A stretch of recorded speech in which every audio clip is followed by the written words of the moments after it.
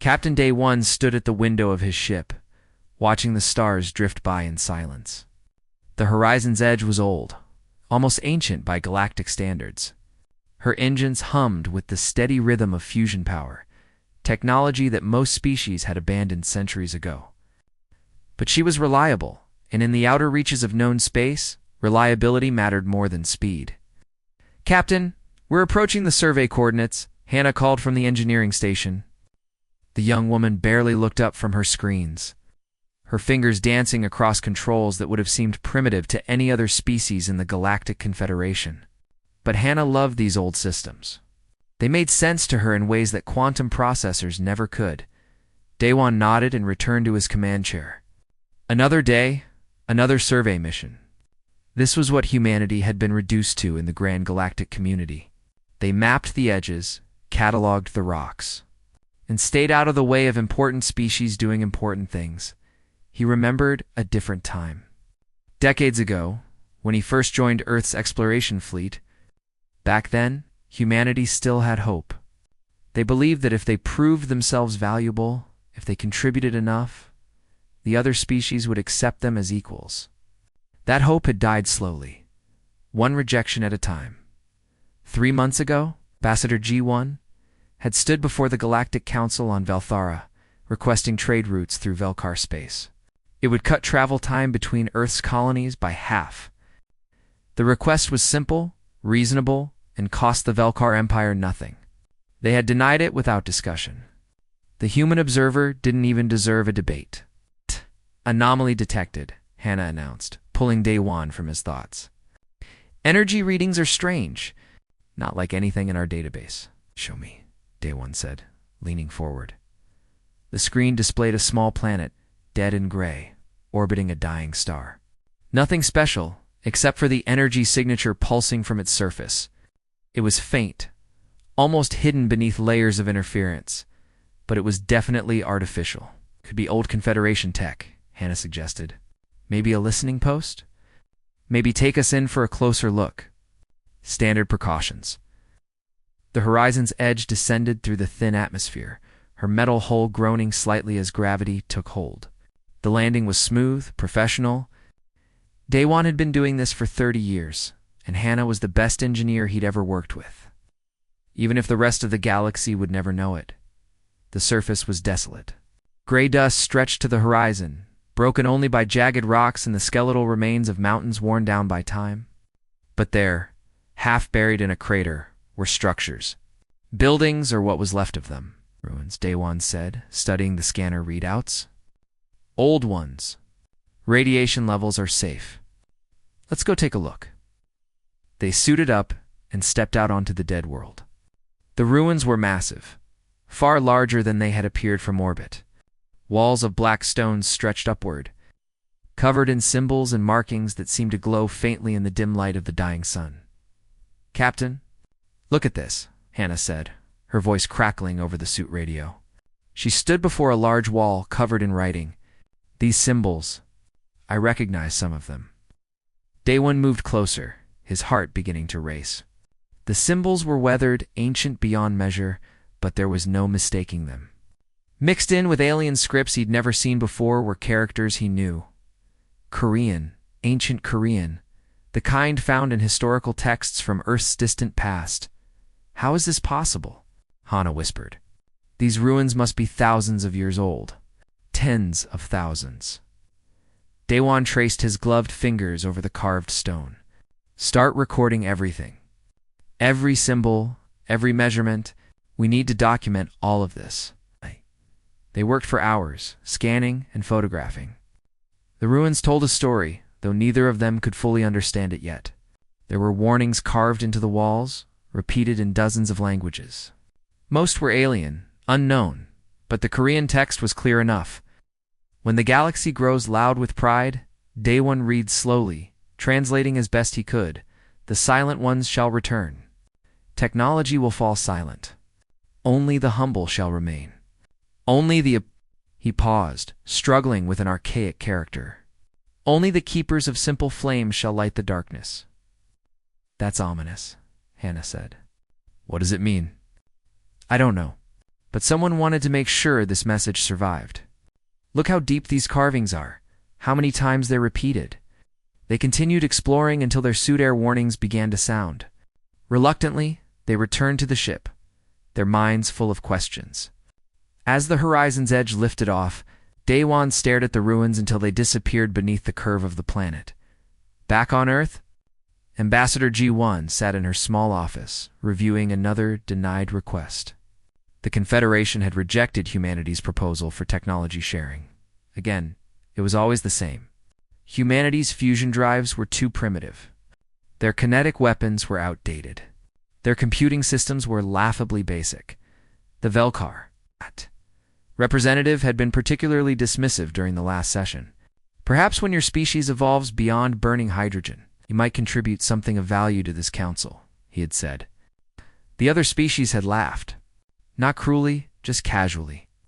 The way one might chuckle at a child's simple drawing.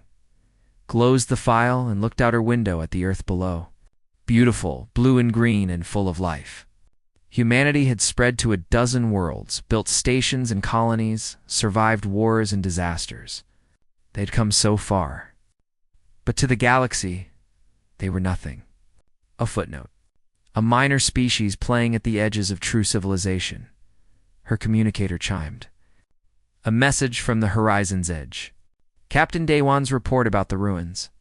She read it once, then again, her eyes widening with each line. Ancient ruins. Human language. Warnings about something called the Silent Ones. Gi-won sat back in her chair, her mind racing. This could change everything. Or it could be nothing, just another curiosity that the Confederation would dismiss as irrelevant. But something in those warnings, in those ancient words carved in stone, made her skin prickle. The galaxy was about to learn something it had forgotten. Humanity had been here before, and whatever was coming, whatever these Silent Ones were, humanity's ancestors had known about it. She began drafting a report to the Earth Council, her fingers moving quickly across the keyboard. Outside her window, the stars glittered, beautiful and indifferent. Soon, very soon, that indifference would shatter. The galaxy was loud with pride, just as the warnings had said. And somewhere in the darkness, something ancient was beginning to wake. 3 months had passed since the discovery of the ruins. Scientist Yuna had barely slept during that time, poring over every scan, every photograph, every fragment of data that Captain Daewon and Hannah had brought back. The ancient Korean text was difficult to translate, written in a dialect that predated Earth's oldest records. But slowly, piece by piece, the message was becoming clear, and it terrified her. The Silent Ones return when the galaxy grows too loud, she muttered to herself, staring at her screens. Technology beyond wisdom brings silence. The humble fire remains when the great engines fall dark. She rubbed her tired eyes. What does it mean? Who were the Silent Ones? Across the galaxy, on the edge of human space, Admiral Taeyang watched the Velkar fleet with growing unease. 300 warships, each one a masterpiece of modern military technology. Plasma cannons that could melt asteroids, shields that could withstand nuclear blasts, engines that bent space itself to achieve impossible speeds. The Velkar Empire had assembled this fleet as a demonstration, a show of power. Their commander had made it clear in his broadcasts that this exercise was taking place near human space deliberately, a reminder of who truly ruled the stars. Taeyong's own fleet consisted of 40 ships, most of them older than he was. Earth's defense force was a joke to the rest of the galaxy. Their missiles were solid fuel and metal. Their armor was literally just thick plates of steel and ceramic. Their engines burned hydrogen and helium in magnetic bottles. Technology that the Velkar had abandoned 500 years ago. Admiral, the Velkar fleet is moving, his sensor officer reported. They're heading toward the anomaly zone that Captain Daewon reported. Taeyong frowned. The anomaly had been growing since its discovery. A region of space where sensors gave strange readings and communications became fuzzy. Nothing dangerous, just odd. The science teams were still studying it. Let them go. It's not our space to defend anyway. But even as he spoke, something felt wrong. The warnings from the ancient ruins echoed in his mind. His daughter had sent him Yuna's preliminary translations. He had dismissed them as interesting but irrelevant. Now watching the mighty Velkar fleet surge forward with such confidence, such absolute certainty in their superiority, he wondered the Velkar ships entered the anomaly zone in perfect formation. Then, one by one, their engines went dark. Admiral. The sensor officer's voice cracked with shock. The Velkar fleet just went dead. All of them. No power signatures, no communications, nothing. Taeyong leaped from his chair. What? That's impossible. 300 ships don't just stop working, sir. The anomaly. It's expanding fast. On the screens, Taeyong watched the zone of darkness spread like oil across water. Velkar ships that had been holding positions suddenly went silent as the boundary reached them. Their lights went out. Their engines stopped. They just floated dead metal in the void. All ships, reverse course. Maximum burn. Get us away from that thing. Earth's old ships responded instantly, their fusion drives roaring to life. Chemical thrusters fired, pushing them back. They weren't fast, but they were reliable. And they worked. The anomaly kept spreading. Within an hour, it had consumed the entire Velkar fleet and was reaching toward the nearest Confederation worlds. Emergency broadcasts filled every channel. Species that Taeyong had never even heard of were screaming for help as their technology failed. On Earth, in her research lab, Yuna suddenly understood. She ran from her office, shouting for anyone who would listen. It's happening. The silence is happening. The warnings were real. Her colleagues looked at her like she had lost her mind. But then, the reports started coming in.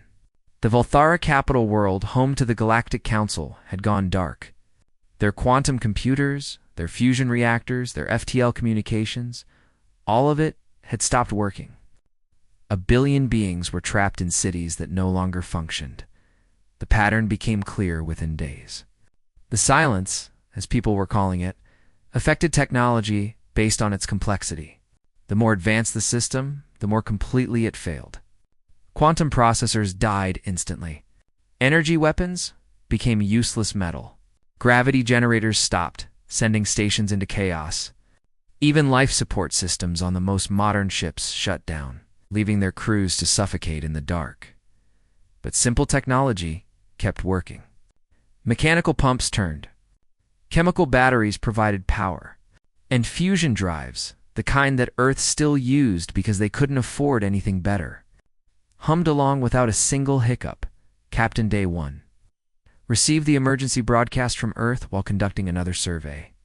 The horizon's edge was deep in what was now silenced territory, but everything aboard functioned perfectly. Hannah, you seeing this? He called the engineer was already running diagnostics. Captain, we're fine. Everything's operating normally. But according to these reports, we shouldn't be. We're right in the middle of the affected zone. Our technology is too simple, Day 1 said, understanding dawning. The silence doesn't affect us because we're using the same basic systems we've had for centuries.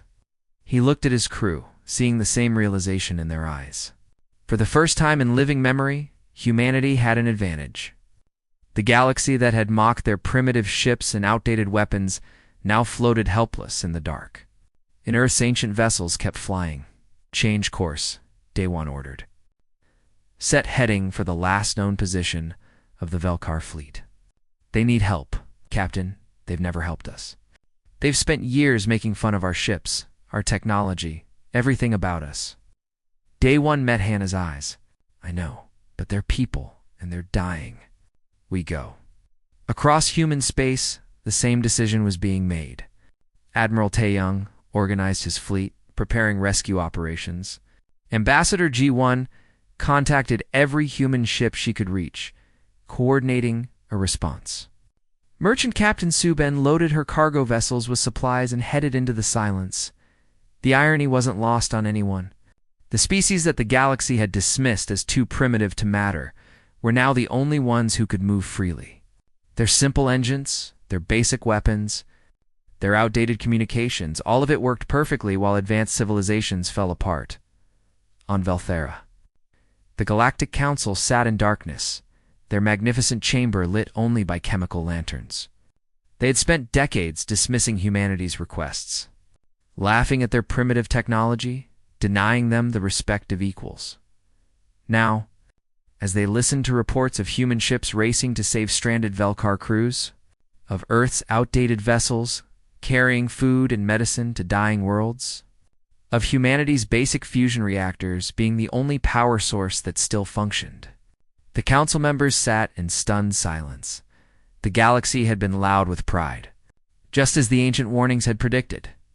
Technology had become their identity, their measure of worth, their source of power. They had forgotten that tools were just tools.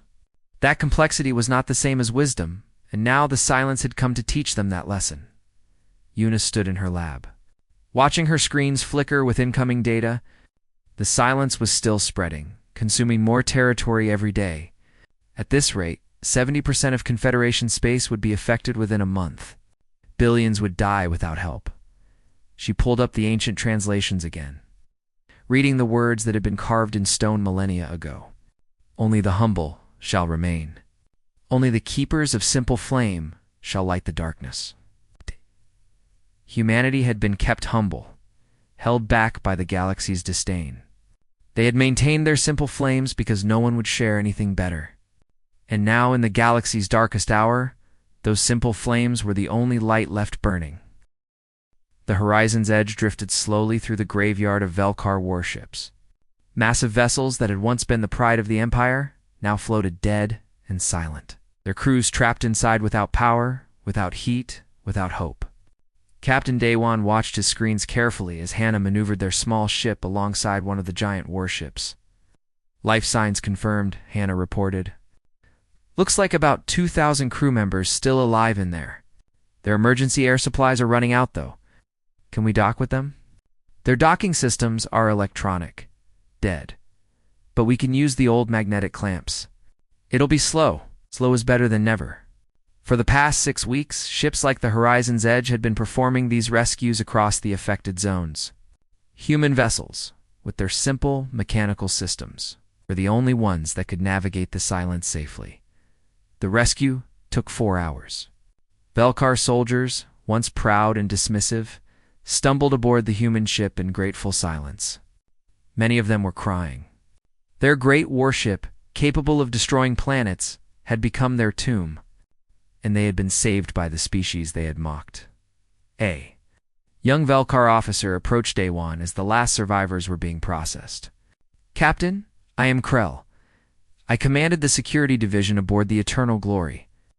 He gestured to the dead warship. I must tell you something. 2 months ago, I wrote a report calling human vessels a disgrace to modern spaceflight. I recommended that your species be barred from using Confederation space lanes because your primitive ships were an embarrassment. Daewon looked at the young officer, seeing genuine shame in his eyes. What made you change your mind?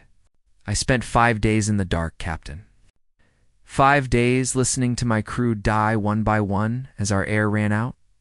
5 days knowing that our magnificent technology had failed us completely. And then I saw your ship approach, with engines that still work, with lights that still shine. I was wrong. We were all wrong. Thank you for saying that, Daewon said quietly. But we're not here for apologies.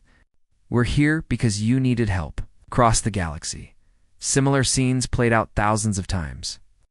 Commander Subin's merchant fleet carried food to starving colonies. Her ships were slow, ungainly things that burned chemical fuel and used mechanical computers. But they worked, and that was all that mattered. On Valthera, Ambassador G1 found herself in an unprecedented position. The Galactic Council chamber, once lit by advanced holograms and powered by quantum reactors, now relied on human-provided generators, simple diesel engines, burning fossil fuels in a way that the galaxy hadn't seen in centuries. The council members sat in their seats, illuminated by electric lights that Hannah's engineering teams had installed. They looked smaller somehow, less impressive without their technology to elevate them.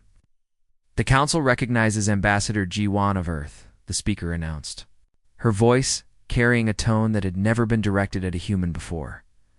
Respect, G-1, stood, her heart pounding. For years, she had spoken to this council, always as an observer, never as an equal. Now every eye was on her. "Earth stands ready to help," she said simply. "We have 400 ships currently operating in silent zones, conducting rescue operations and delivering supplies. We're establishing supply chains using our merchant fleet. We're teaching your engineers how to build basic fusion reactors and mechanical systems. We ask for nothing in return, except the opportunity to save lives." A Velkar council member stood.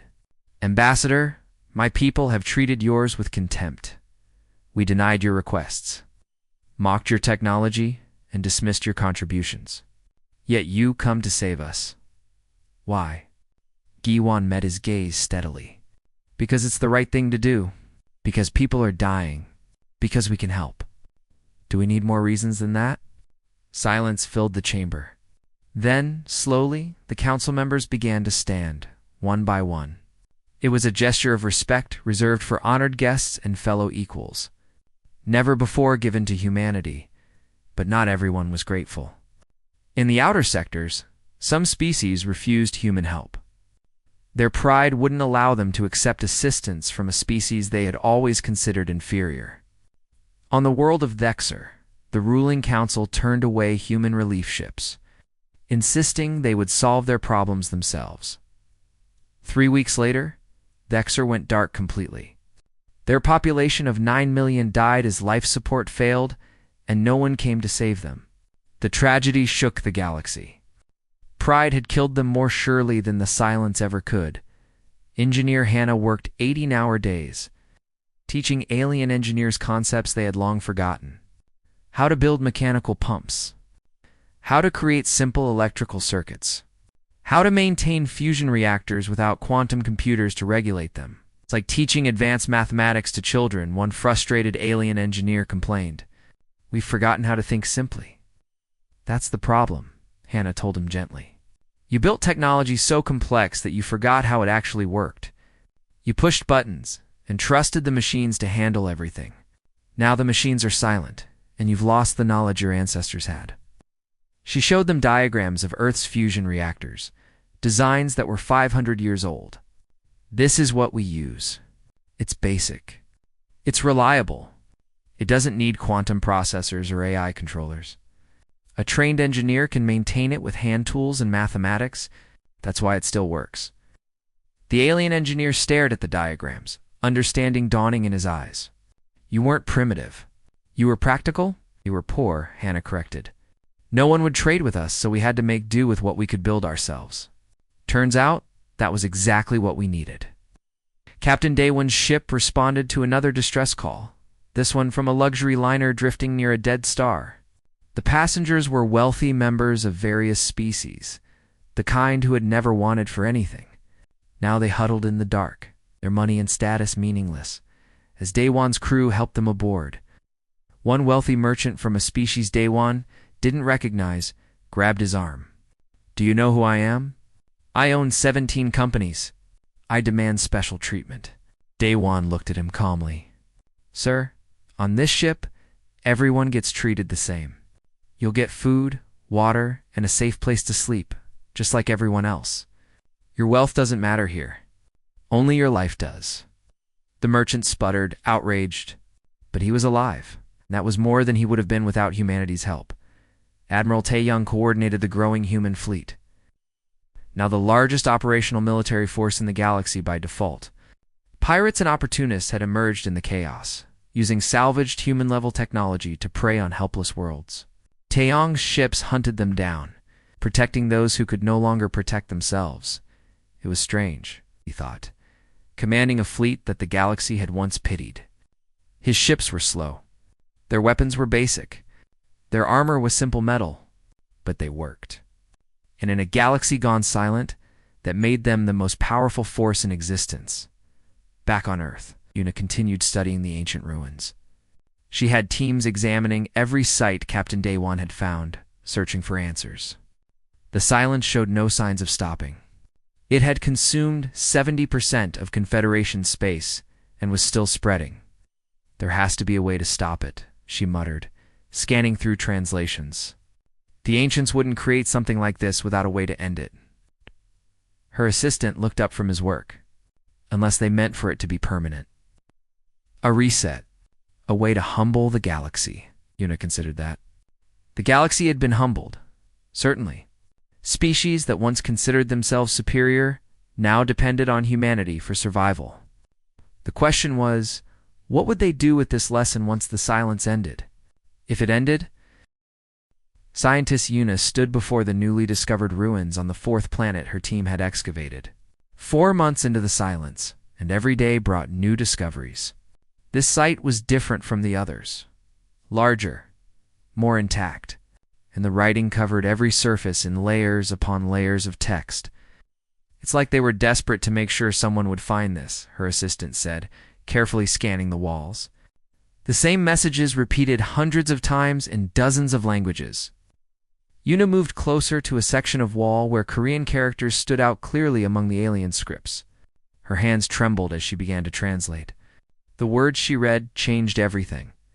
"Captain Daewon, you need to see this," she called over her communicator.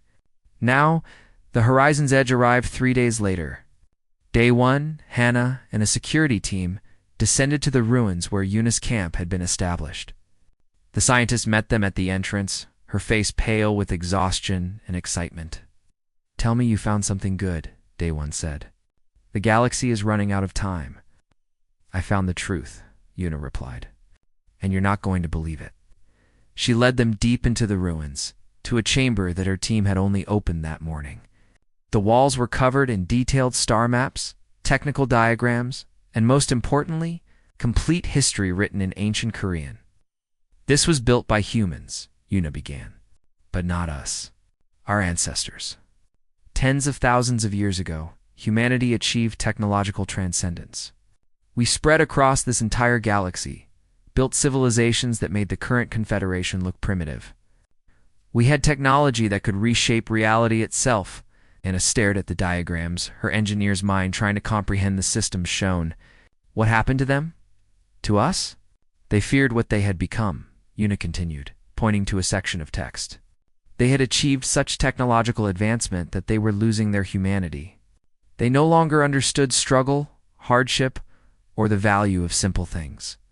They had become dependent on their machines for everything, even basic thought. So they created the silence," Daewon said, understanding beginning to dawn. "Not just created it, they became it. This ancient humanity uploaded themselves into a vast system that spans the galaxy. They exist now as the silence itself, watching and waiting. Every few thousand years, when galactic civilizations reach a critical point of technological arrogance, the silence activates. It's a reset button, a lesson." The security officer who had accompanied them spoke up. "You're saying our ancestors are doing this? Killing billions of people?" "The silence only kills those who refuse to adapt," Una said quietly. "It doesn't affect simple technology. It doesn't hurt those who remember how to live without advanced machines. It's selective, purposeful. The deaths that have occurred happen because species refuse to accept help, refuse to learn humility." Hannah was studying the technical diagrams intently. "There's something else here. Instructions. This shows how to communicate with the silence. How to end it," there is Una confirmed. "But ending it requires a unanimous vote from the Galactic Confederation. Every species must agree to recognize humanity as equals, as the inheritors of the ancient knowledge.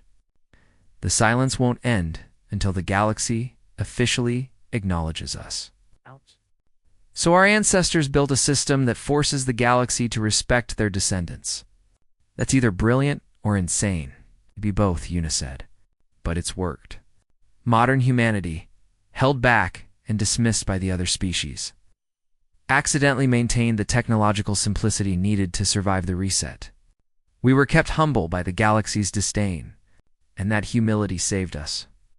Meanwhile, across the affected zones, the situation was growing more complex. Human ships had become the galaxy's peacekeepers by necessity. Without functioning weapons, without operational ships, most species couldn't defend themselves against the pirates and opportunists who had emerged. Pilot Jae-hyun flew his fighter through the debris field of a destroyed station. The pirates had been using salvaged human weapons, solid projectile guns, and chemical explosives. Simple enough to work in the silence, deadly enough to cause terrible harm. "Control, I have visual on the pirate vessel," Jahan reported. "Moving to intercept." The pirate ship tried to run, but Jahan's fighter was faster. Human designs had always prioritized reliability and maneuverability over raw speed.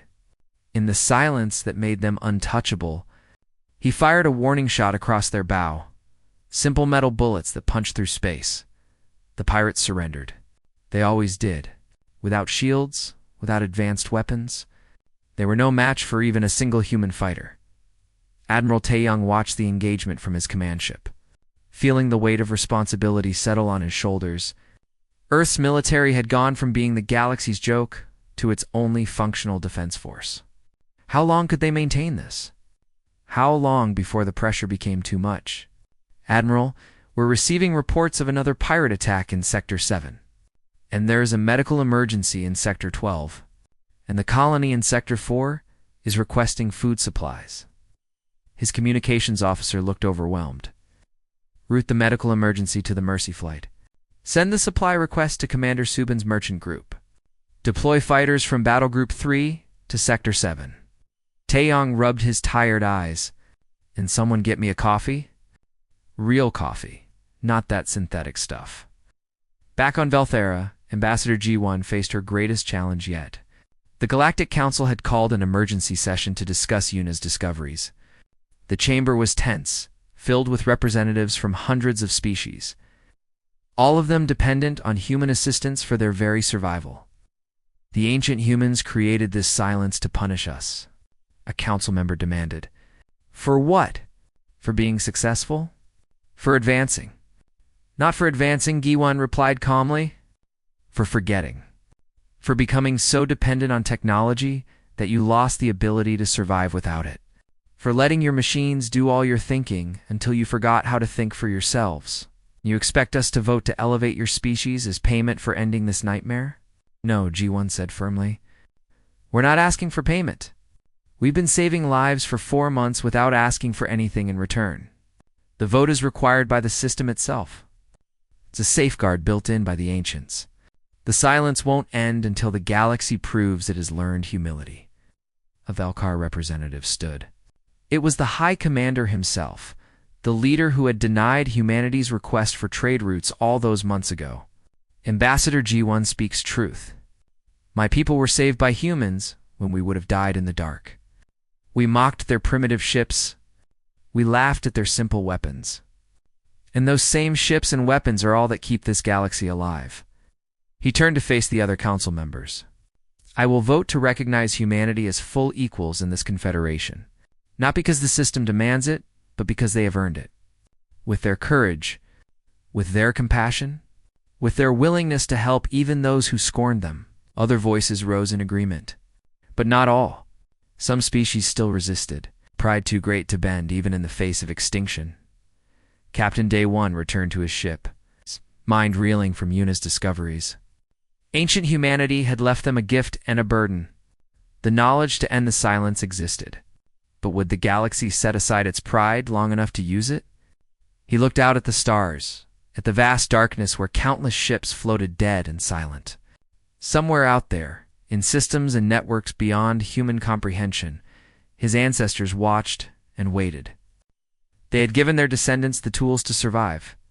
Now, it was up to the galaxy to decide if they had learned the lesson. 8 months into the silence, the galaxy hung by a thread. The Galactic Council had been debating for weeks. Argument after argument filling the chamber that humans had lit with their simple generators. Some species supported recognizing humanity as equals. Others still resisted, their pride unshakable, even as their civilizations crumbled around them. Captain Day 1 floated in the zero-gravity section of the horizon's edge, staring at a display showing the Velkar Empire's home system. Red indicators covered the screen. Critical failures. Life support systems collapsing. Billions of lives at risk. "Captain, we're receiving an emergency broadcast from Velkar Prime," Hannah called from the bridge. "Their last functioning life support grid is failing. They have maybe 48 hours before the entire planet becomes uninhabitable." Day One pulled himself back to the bridge, his face grim. How many people? 4 billion. Maybe more. The number was staggering. Impossible. Even with every human ship in the galaxy working together. They couldn't evacuate that many people in 2 days. But they had to try. Send word to Admiral Taeyong. Tell him we need every ship, every transport, every piece of equipment that can move people. We're going to Velkar Prime. Admiral Taeyong received the message and immediately began coordinating the largest rescue operation in human history. 400 human vessels, from massive cargo ships to tiny personal shuttles, converged on the Velkar homeworld. It wasn't enough. It would never be enough, but they had to try. The Horizon's Edge was among the first to arrive. The sight that greeted them was heartbreaking. Velkar Prime, once a jewel of technological achievement, was dying.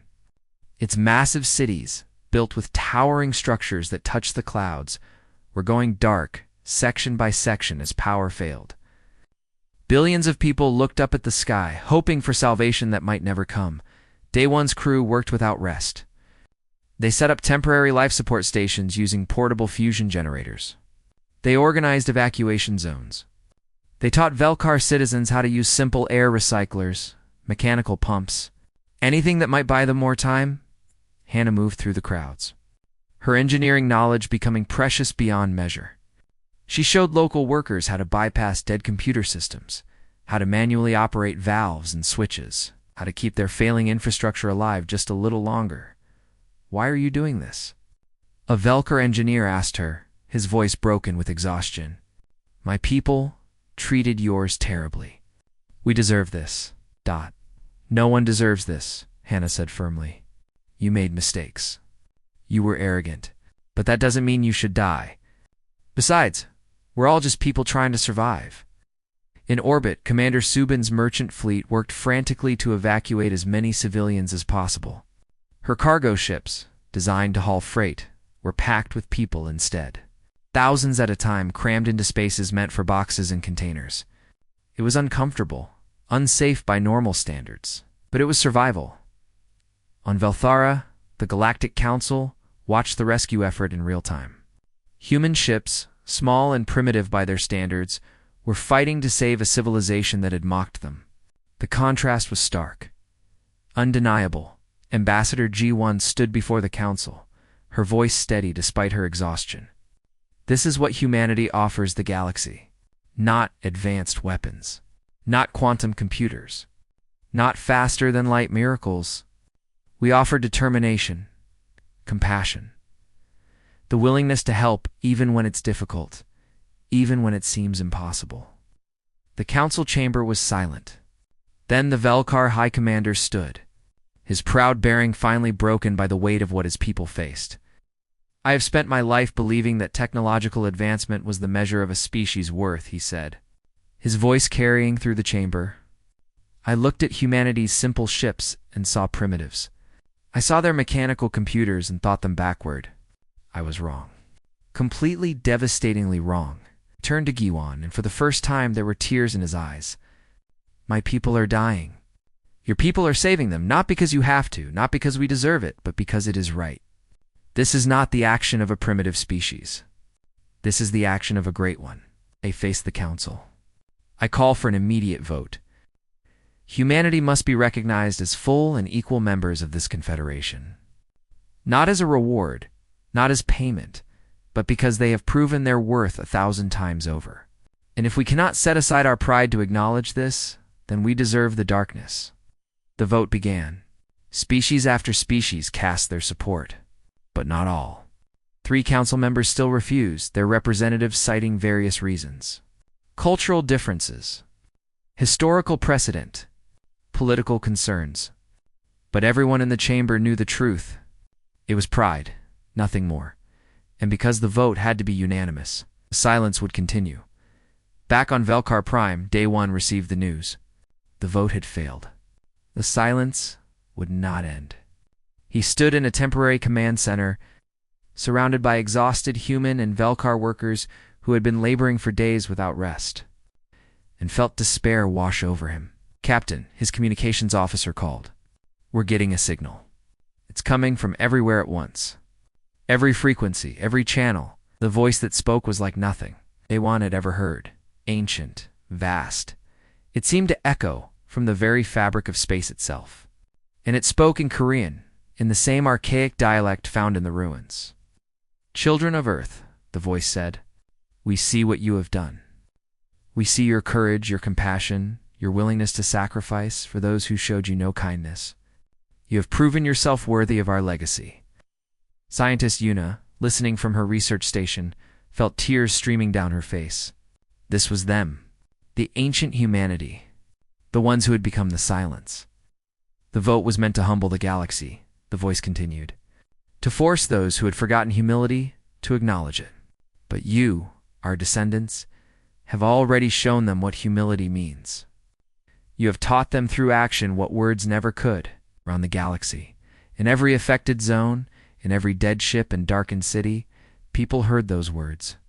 Billions of beings, from hundreds of species, listened as ancient humanity spoke to its children. The lesson is learned. The silence ends.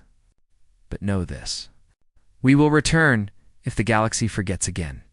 We will always be watching, always ready to remind the stars that technology without wisdom is just noise. And then, like a switch being flipped, the silence lifted across the affected zones. Ships roared back to life. Lights blazed in darkened cities. Life support systems activated. Computers booted up. The galaxy was whole again, but it was a different galaxy than before. On Velkar Prime, as the city's power grid came back online and billions of people wept with relief, the Velkar High Commander approached Captain Day-One. Without a word, the proud warrior knelt before the human captain. "You saved my people when we did not deserve saving," he said. "You showed us what true strength looks like. Velkar will never forget this." Day-One helped him to his feet. "Stand up.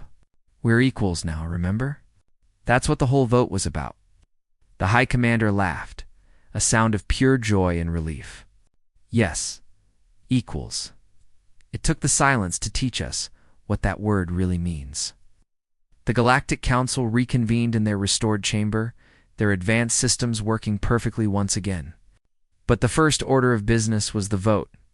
This time, it was truly unanimous. Humanity was recognized as a full and equal member of the Confederation. But more than that, humanity was given a new role. They became the keepers of balance, the guardians of the ancient wisdom. The simple technology that had saved the galaxy became a requirement. Every species had to maintain the ability to function without their most advanced systems. Engineers had to learn mechanical systems alongside quantum ones. The lessons of the silence would not be forgotten. Ambassador G1 stood in the council chamber now, as an equal among equals, and felt the weight of responsibility settle on her shoulders. Humanity had been recognized at last. But the real work was just beginning. Captain Day-One returned to the horizon's edge, its old ship that had proven its worth in the darkest times. As he settled into his command chair, Hannah called from engineering. "Captain, the shipyards are offering us a brand new vessel. Latest technology, quantum drives, energy shields, the works." Day-One smiled. "Tell them thanks, but no. This old ship works just fine. Besides, someone needs to remember how to fly with simple engines." "The engines that roared when the galaxy went silent," Hannah said softly. Exactly, the horizon's edge pulled away from Velkar Prime. Her fusion drives burning bright and steady. Below, a civilization that had been saved began to rebuild, humbled and wiser. And across the galaxy, humanity's simple ships continued their work. A reminder to all who saw them that sometimes the oldest solutions were the best ones. The stars glittered in the view screen, beautiful and eternal. And somewhere in the vast networks that spanned creation, ancient humanity watched their descendants with pride. The lesson had been learned. The galaxy had been humbled. And humanity, the species that had been dismissed and overlooked, shown them all what true strength looked like, not with roaring weapons or advanced technology, but with compassion, courage, and the steady, reliable burn of simple engines that never failed when they were needed most.